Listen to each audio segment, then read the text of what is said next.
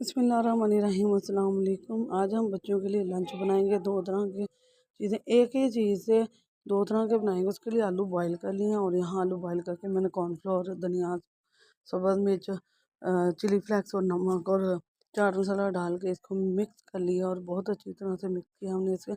और फिर इसके बॉल्स बना लिए और ब्रेड के ऊपर भी लगा लिया। ब्रेड के ऊपर अंडे को कोट करेंगे, फेंटे हुए अंडे को, और उसे फ्राई कर लेंगे। तो इसकी मुकम्मल जो वीडियो है ना मेरे चैनल पर अपलोड हो चुकी है और बहुत मज़े की है।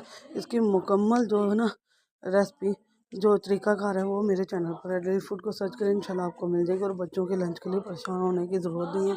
बहुत मज़े का बच्चों का लंच बहुत मज़े का बनेगा। ब्रेड को देख लें, अंडे को कोट करके मैंने इसे फ्राई कर लिया और ज़बरदस्त सा लंच बनाया। अब परेशान होने की ज़रूरत नहीं है। बच्चों को इस तरह लंच देंगे तो बच्चे इंशाल्लाह ज़रूर खाएंगे और बहुत मज़े से खाएंगे और भी फरमाइश करेंगे।